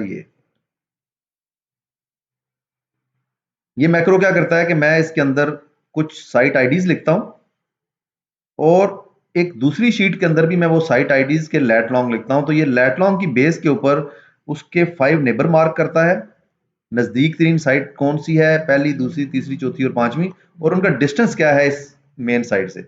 अगर मैं रेवेन्यू का ऑप्शन भी दे दूं वहां पर, उन साइट्स के रेवेन्यूज में मुझे शो कर देता है। तो मैक्रो से आप इस तरह के काम कर सकते हैं। स्टार्टअप मैं आपको आज की इस ट्रेनिंग में देता हूं, तो फिर आपने इसको आगे लेके चलना है, किस तरह से इसके ऊपर आपने काम करना है। सबसे पहले जो मैक्रो हम डिजाइन करेंगे वो यही वाला मैक्रो करेंगे, और इसके लिए मैं ये टेबल यहां से कॉपी कर लेता हूं ताकि मेरे लिए नया टेबल लेके आना जरा मुश्किल हो जाएगा। ये मेरे पास डेटा है और सिंपल एक शीट है जिसका नाम है शीट 1। अच्छा, सबसे इंपॉर्टेंट चीज जो आपने याद रखनी है, जब भी आप मैक्रो मैक्रो रिकॉर्ड करते हैं या वीबीए कोड लिखते हैं, तो उस शीट को सेव करते वक्त ये ज़हन में रखिएगा, मैक्रो एनेबल्ड वर्कबुक के तौर पे सेव करना है आपने। उसकी फाइल एक्सटेंशन चेंज हो जाएगी, सेव एज, और ये आपने लेट्स से मैं इसको डेस्कटॉप पे बनाता हूं, माय फर्स्ट मैक्रो, और इसको मैं सेव करते वक्त ये सेव एज टाइप में जाके मैक्रो एनेबल्ड वर्कबुक के तौर पे इसको सेव करूंगा। अब ये मैक्रो एनेबल्ड वर्कबुक हो गई है। एक और चीज आपने ज़हन में रखनी है कि अपने ऑफिशियल ईमेल से तो आप इसको शेयर कर सकते हैं, कोई इशू नहीं है, आपके ऊपर कोई रिस्ट्रिक्शन नहीं है इसको शेयर करने की। लेकिन प्राइवेट ईमेल आईडी जैसे याहू की ईमेल है या जीमेल है, आउटलुक की ईमेल है, उनसे आप ये फाइल शेयर नहीं कर सकते। वो इसको एज अ वायरस ट्रीट करती है, क्योंकि इसके अंदर कोडिंग है, और कोडिंग के जरिए आप कुछ भी कर सकते हैं। आप सिस्टम को रीस्टार्ट करवा सकते हैं कि जैसे ही वो बंदा फाइल के ऊपर डबल क्लिक करता है तो आपका सिस्टम रीस्टार्ट हो जाए, या स्टैंड बाई पे चला जाए, या कोई और एक्टिविटी हो जाए, कुछ फाइल्स डिलीट कर दे, कुछ पर्टिकुलर जगह पे जाए, वहां से कुछ सॉफ्टवेयर अनइंस्टॉल कर दे। तो इस तरह के बहुत सारे काम आप इसमें कर सकते हैं। इसलिए प्राइवेट ईमेल आईडी जैसे जीमेल है, जैसे याहू है, उससे आप इस फाइल को शेयर नहीं कर सकते। उनकी सिक्योरिटी रीजंस की वजह से इसको शेयर करने के लिए आपको एक्सेल वर्कबुक में कन्वर्ट करना पड़ेगा, और उसके बाद जाके आप इसको एज उसको ईमेल में शेयर करें, और जो बंदा एंड यूजर है वो दोबारा से कन्वर्ट कर ले मैक्रो एनेबल्ड वर्कबुक में। आपके पास डेवलपर टैब का होना जरूरी है।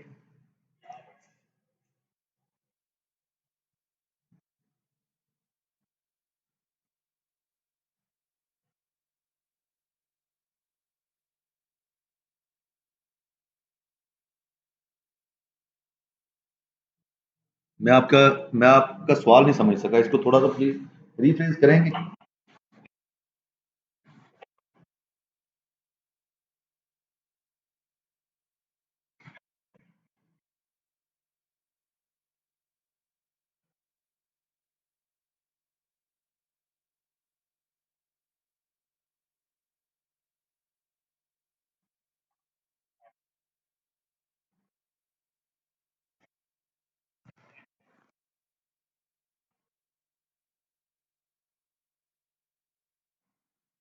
अच्छा देखें, जो जहां तक बात है ना कि आपने जहां तक बात है कि आपने थ्रू ईमेल कैसे शेयर करना है, अगर आप अपने ऑफिशियल ईमेल से सेंड करना चाह रहे हैं और जिसको सेंड कर रहे हैं वो उसकी भी ऑफिशियल ईमेल आईडी है, तो कोई इशू नहीं, आप सेंड कर सकते हैं। अपने ऑफिशियल ईमेल आईडी से आप जीमेल पे सेंड करेंगे तो सेंड नहीं होगा, वो आपकी ईमेल जो है वो सेंडिंग फेल हो जाएगी। जीमेल से जीमेल पे सेंड करना चाहेंगे वो सेंडिंग फेल हो जाएगी। तो पहली चीज तो ये है कि आप मैक्रो एनेबल्ड वर्कबुक को ऐसे शेयर नहीं कर सकते। अलबत्ता जब आप मैक्रो डिजाइन कर रहे हैं तो आप उसको जब एक्सपोर्ट देते हैं उस फाइल का, और वो एक्सपोर्ट आप सीएसवी में या एक्सेल में दे देते हैं, वो जो फर्दर फाइल्स बनाएगा, 99 फ्रेंचाइजीज हैं तो 99 फाइल्स बन रही हैं, वो सीएसवी की बन रही हैं या वो बन रही हैं उसकी क्या कहते हैं उसको, एक्सेल की फाइल बन रही है, तो फिर कोई इशू नहीं है, फिर वो सेंड कर देगा। आप अपने ऑफिशियल ईमेल से करें, आप जीमेल से करें, वो कर देगा सेंड। ठीक है। अच्छा, इसकी ना मैं 2 ट्रेनिंग्स हैं जो कि नेक्स्ट ईयर से मेरी एचआर से बात हुई है, मैं इंशाल्लाह शुरू कराऊंगा। एक तो शायद आप उसमें भी इंटरेस्टेड हूँ, वो ट्रेनिंग है इन्फोग्राफिक्स की, पावर पॉइंट प्रेजेंटेशन के अंदर इन्फोग्राफिक्स कैसे ऐड किए जाते हैं, खूबसूरत स्लाइड्स कैसे बनाई जाती हैं। और दूसरी वीबीए की ट्रेनिंग है, ये भी मैं नेक्स्ट ईयर से इंशाल्लाह स्टार्ट कर रहा हूँ। नेक्स्ट ईयर की जो ट्रेनिंग्स होंगी, मेरी कोशिश ये होगी कि हमारा जो एनुअल अप्रेजल है उसमें ये दोनों ट्रेनिंग्स ऐड हो जाएं। तो अगर ये ट्रेनिंग भी उसमें ऐड होती है तो ये तकरीबन 16 आवर्स की ट्रेनिंग होगी, लेकिन ये बहुत ही ज़बरदस्त ट्रेनिंग है। और जब आप ये ट्रेनिंग कर लेते हैं मैक्रोज वाली, तो मेरा नहीं ख्याल कि उसके बाद किसी और ऑटोमेशन की आपको ज़रूरत रह जाती है, एक्सेल के पॉइंट ऑफ व्यू से स्पेशली। ये मैक्रोज आप या वीबीए जो है ये आउटलुक में भी है, ये पावर पॉइंट में भी आता है, ये एक्सेल में भी आता है, लेकिन ये पावर बीआई या पावर पिवट या पावर क्यूरी वगैरह को सपोर्ट नहीं करता, वो थोड़ा सा एक सेपरेट फील्ड हो जाती है। अच्छा, इसको स्टार्ट कैसे करना है? सबसे पहले तो आपके पास कोड का एक ऑप्शन आ रहा है, अगर आप डेवलपर टैब में देखें, यहाँ पर एक रिकॉर्ड मैक्रो है, इस बटन को आपने क्लिक करना है तो आपके पास मैक्रो का एक विंडो ओपन हो जाएगी जिसमें मैक्रो नेम है, शॉर्टकट की है, फिर वो स्टोर कहाँ पे आपने करना है मैक्रो और उसकी डिस्क्रिप्शन है। सबसे पहले तो मैक्रो नेम दें, मिसाल के तौर पे माई फर्स्ट मैक्रो। अब नेम जो है ना ये बहुत मैटर करता है, इसलिए मैटर करता है कि मोस्ट प्रोबेबली आप एक शीट के अंदर 20-30 तक मैक्रोज लिख रहे हो, तो आपके लिए आइडेंटिफाई करना आसान हो, इसलिए मैक्रो को उसके हिसाब से आप नाम दे दें, ताकि आप जब उसको रिविजिट करते हैं या उसको एडिट करना चाह रहे हैं तो उस टाइम पे आपके लिए परेशानी ना हो। फिर इसको आप शॉर्टकट की असाइन कर सकते हैं, लेकिन एक चीज याद रखिएगा, जो शॉर्टकट की आप मैक्रो को असाइन कर देंगे और वही शॉर्टकट की एक्सेल के अंदर वैसे भी अवेलेबल है, जैसे मिसाल के तौर पे मैं कहता हूँ कंट्रोल बी कहता हूँ, जो बोल्ड करने के लिए हम यूज करते हैं, तो जब मैं उस टेक्स्ट को बोल्ड कंट्रोल शॉर्टकट की से करना चाहूंगा मैक्रो एनेबल्ड वर्कबुक के अंदर, और उसमें उस वो शॉर्टकट की किसी मैक्रो को भी असाइन है, तो वो आपको बोल्ड नहीं करके देगा, वो मैक्रो को एग्जीक्यूट करेगा। तो ये थोड़ा सा ध्यान से असाइन कीजिएगा। उसके बाद मैक्रो स्टोर इन 3 ऑप्शन है, न्यू वर्कबुक में सेव करना है, पर्सनल मैक्रो वर्कबुक में करना है और दिस वर्कबुक में करना है। हमेशा याद रखें जब भी आप ऑटोमेशन करते हैं तो दिस वर्कबुक को ही यूज करें। उसकी रीजन क्या है? अगर आप पर्सनल मैक्रो वर्कबुक में करेंगे तो वो मैक्रो सिर्फ आपके सिस्टम के ऊपर रन होगा, जब आपने वो फाइल किसी और के साथ शेयर की तो वहां पर मैक्रो रन नहीं होगा, क्योंकि वो आपके सिस्टम के अंदर सेव हो गया है, वो उस वर्कबुक के अंदर सेव नहीं हुआ। उसके लिए उसको री रिकॉर्ड करना पड़ेगा या आपको उसकी कोडिंग शेयर करनी पड़ेगी उसके साथ। डिस्क्रिप्शन ऑप्शनल है, यहाँ पे आप कुछ भी लिख सकते हैं, उस मैक्रो के हवाले से लिख लें कुछ याद दहानी के तौर पे, और उस ओके क्लिक कर दें। जब ओके किया तो यहाँ पे देखें रिकॉर्ड स्टॉप रिकॉर्डिंग का एक बटन जो है वो हाईलाइट हो गया है।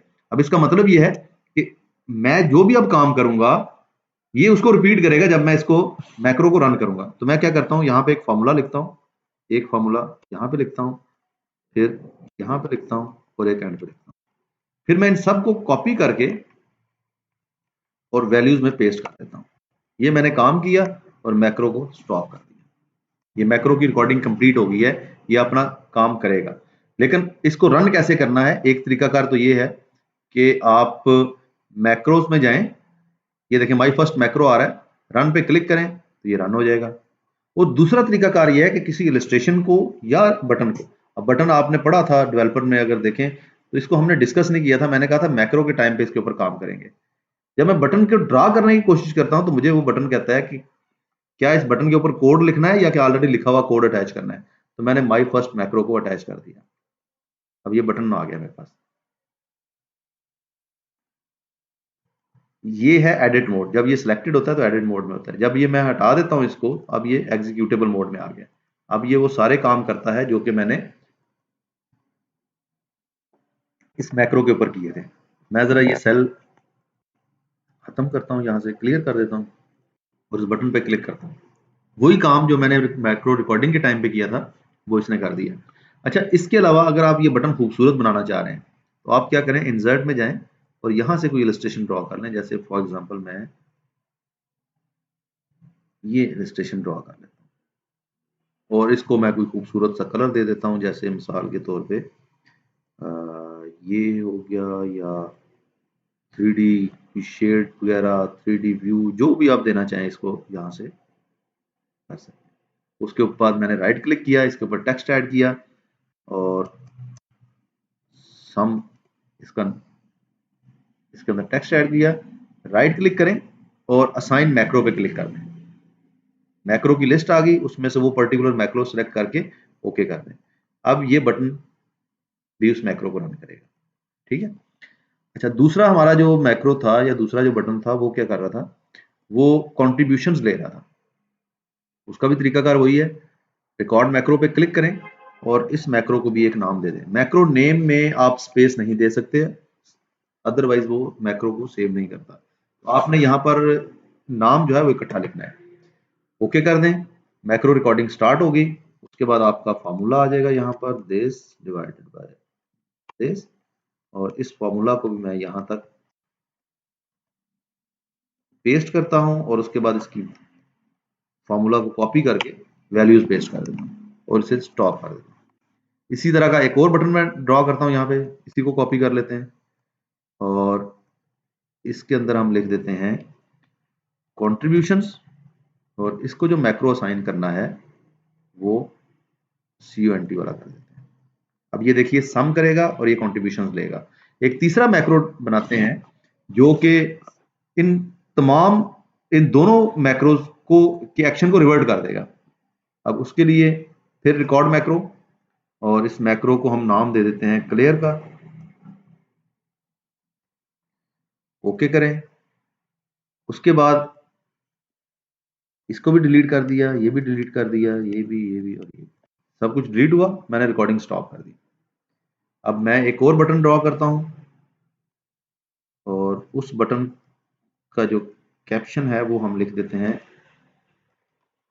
क्लियर, और राइट क्लिक करके असाइन मैक्रो के जरिए, राइट क्लिक असाइन मैक्रो, और यहां से अब क्या होगा, सम करने से ये सारी वैल्यू सम हो गई, कंट्रीब्यूशन लेने से कंट्रीब्यूशंस आ गई और क्लियर करने से क्लियर। इसी तरह ये तो बड़े सिंपल से स्टेप थे, आप बहुत सारे स्टेप्स ले सकते हैं। जैसे मैंने आपको एक मैक्रो थोड़ी देर पहले दिखाया भी था कि वो बहुत सारे काम कर रहा है, वो डिफरेंट टेबल्स के अंदर रोज भी ऐड कर रहा है।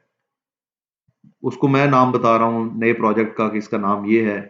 फिर उसी प्रोजेक्ट की अलग से एक शीट भी बनाता है, उसके अंदर किसी और शीट से फार्मूलाज कॉपी करके पेस्ट भी करता है, उसके अंदर ग्राफ्स भी बनाता है और वो सारे काम करता है। और उसकी कोडिंग भी मैंने आपको दिखाई थी, काफी बड़ी कोडिंग थी उसकी। इसकी भी मैं आपको कोडिंग दिखाता हूं। अब ये देखिए, आप अगर मैक्रोज में जाएं और यहां से एडिट के ऊपर क्लिक करें तो आपके पास ये कोड आ जाते हैं। सबसे पहला काम था हमारा फर्स्ट मैक्रो का। ये करता क्या है, रेंज C6 हमारा सेल है जहां पर हमने क्लिक किया था, उसको सिलेक्ट करता है। उसके बाद वहां पर एक फॉर्मूला लिखता है और वो फॉर्मूला ये है, इसको सम करता है वो। फिर उसके बाद रेंज C9 पे चला जाता है, C9 सेल को सिलेक्ट करता है, उसके अंदर ये फार्मूला लिखता है। C13 में जाके उसमें फार्मूला लिखता है, C15 में जाके ये फार्मूला लिखता है।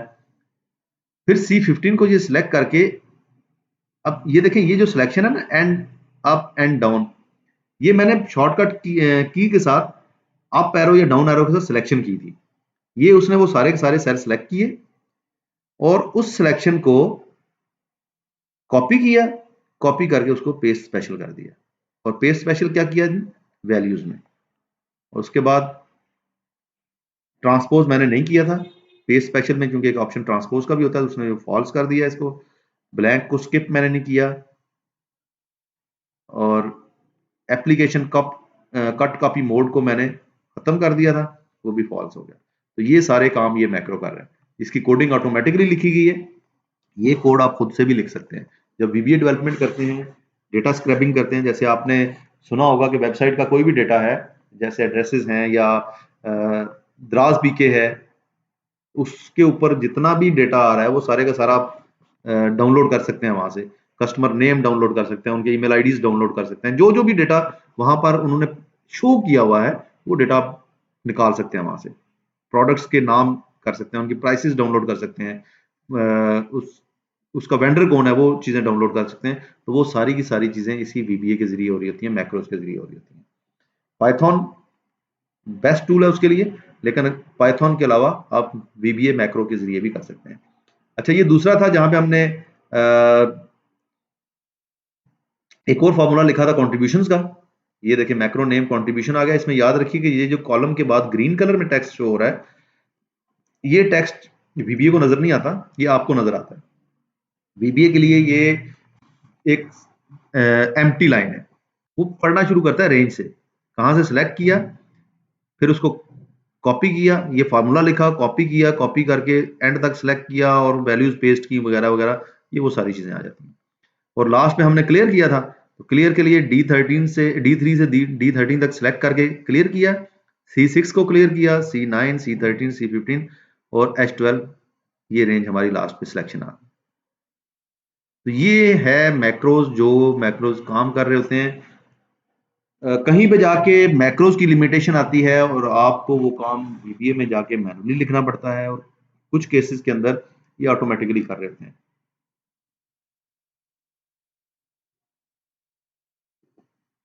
इसके अंदर एक और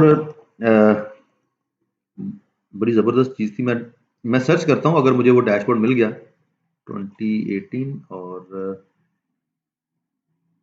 नॉर्थ डैशबोर्ड था,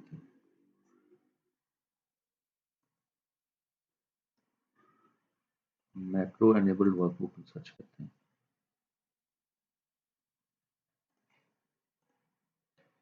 मंथली KPI नेटवर्क, और ये इसी को देख लेते हैं, मंथली KPI नेटवर्क।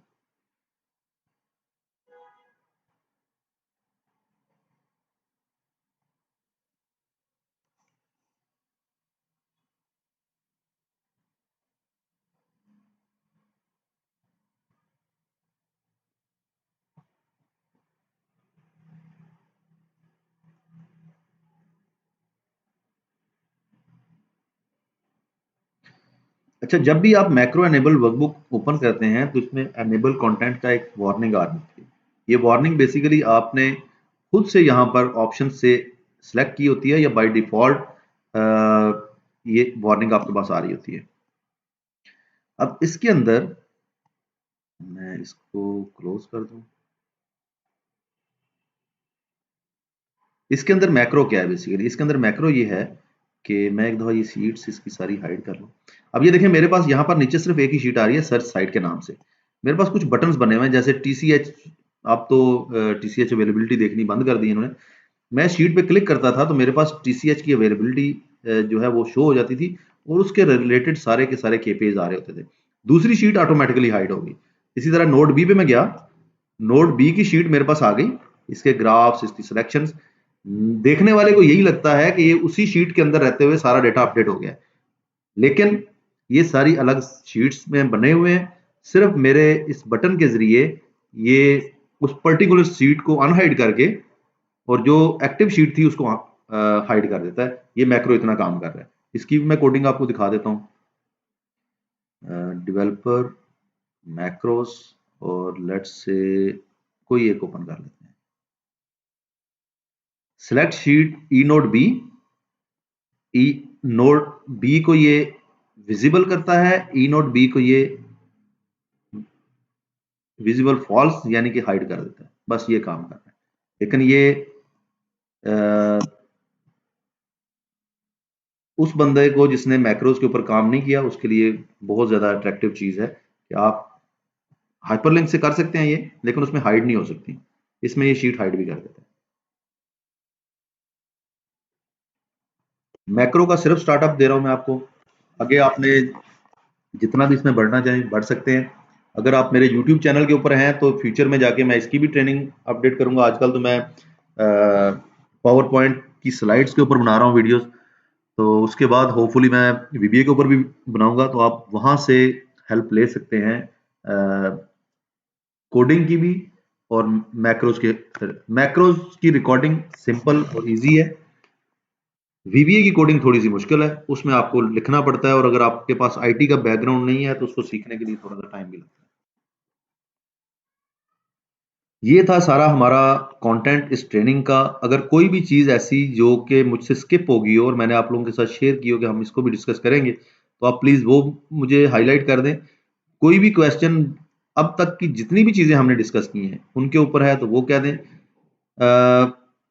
और अगर आप समझें कि हमें जो हमारा कल का डे स्किप हुआ था, क्योंकि मैंने उस डे को कवर करने के लिए आज के दिन में थोड़ी सी स्पीड अपनी तेज़ रखी है, अगर आप समझें कि उसकी ज़रूरत है और हम इस मैक्रोज को या इस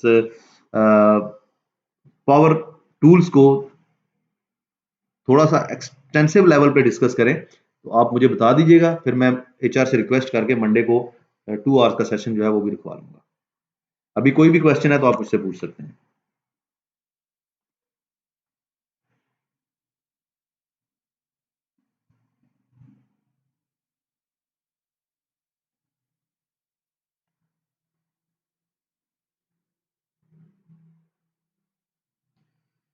हमारे साहब जो मैक्रोज हैं ये बेसिकली खुद ब खुद लिखते हैं। जब आप इसकी रिकॉर्डिंग कर रहे होते हैं तो ये कोड जो मैंने आपको दिखाए हैं ये ऑटोमेटिकली लिखे जा रहे होते हैं।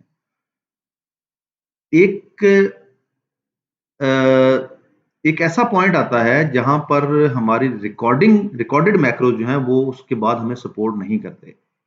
जैसे मैंने आपको एक एग्जांपल दिखाई थी और मैंने आपको कहा था कि ये मेरा अब तक का मैक्रोज के अंदर सबसे बड़ा प्रोजेक्ट है। उस केस में आप कभी भी रिकॉर्ड करके वो चीजें ऐड नहीं कर सकते। उसके लिए आपको जो करना पड़ता है वो लाजमी तौर पे आपको वीबीए की कोडिंग करनी पड़ती है। इसी तरह से आप पॉइंट ऑफ सेल का आपने देखा होगा, एक सॉफ्टवेयर होता है। जब भी आप ग्रोसरी करने जाते हैं तो वहां पर वो आपसे जो बिलिंग कर रहे होते हैं और वो भी वीबीए में बना सकते हैं, स्कूल सिस्टम बना सकते हैं। हर वो एप्लीकेशन जो कि प्रोग्रामिंग के जरिए लोगों ने बनाई है आप इसके अंदर बना सकते हैं, डेवलप कर सकते हैं, क्योंकि ये वीबी एक कोड है। वीबीए होता है विजुअल बेसिक फॉर एप्लीकेशंस। तो विजुअल बेसिक की कोडिंग के साथ ही ये सारा कुछ कर रहा होता है। ये काम आप कुछ ऑटोमेशन है जो एक्सेल में कर रहे होते हैं, कुछ ऑटोमेशन हैं जो कि आप आउटलुक्स में भी कर रहे होते हैं इसके जरिए। पावर पॉइंट के अंदर भी कुछ चीज़ें हैं डेवलपर की जो आप ऐड कर सकते हैं। वर्ड के अंदर भी कुछ चीज़ें कर सकते हैं इसमें, लेकिन एक्सेल के अंदर जो है वो काफ़ी एनहांस्ड है क्योंकि यहाँ पर कैलकुलेशन भी हो रही होती हैं।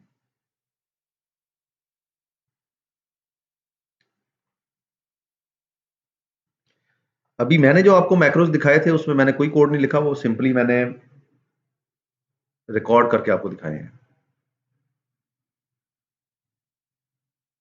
और कोई चीज, किसी का कोई क्वेश्चन?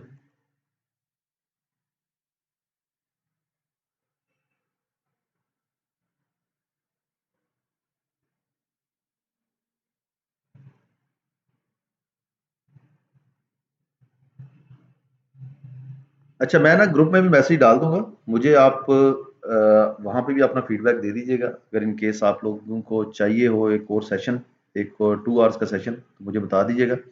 उसमें जो चीज़ें डिस्कस करने वाली हमारी रहती हैं वो यही है कि थोड़ा सा हम मैक्रोज को मज़ीद डिटेल में जाके देख सकते हैं, या हम पावर टूल्स जो हैं जैसे पावर पिवट है, पावर क्यूरी है, उसके अंदर पिवट टेबल, स्लाइसर्स, टाइमलाइन वगैरह, उन चीज़ों को मज़ीद डिटेल में डिस्कस कर सकते हैं। अगर तो आप समझें कि उनकी ज़रूरत है तो आप मुझे बता दीजिएगा, मैं इसका सेशन रखवा दूंगा मंडे को। और अगर नहीं है तो हमारा जो एक एग्रीड कंटेंट था वो इस ट्रेनिंग का वो हमने कवर कर लिया है। क्वेश्चन अगर आपका कोई हो, किसी तरह की कोई सपोर्ट चाहिए हो, तो उसके लिए आप मुझे व्हाट्सएप भी कर सकते हैं, ईमेल कर सकते हैं, मैसेज कर सकते हैं, जिस तरह से आप मेरे तक पहुंचना चाहें पहुंच सकते हैं, और मैं इंशाल्लाह आपको उसका रिस्पॉन्स दे दूंगा। ये जो वीडियो है इसकी रिकॉर्डिंग भी मैंने आज की वीडियो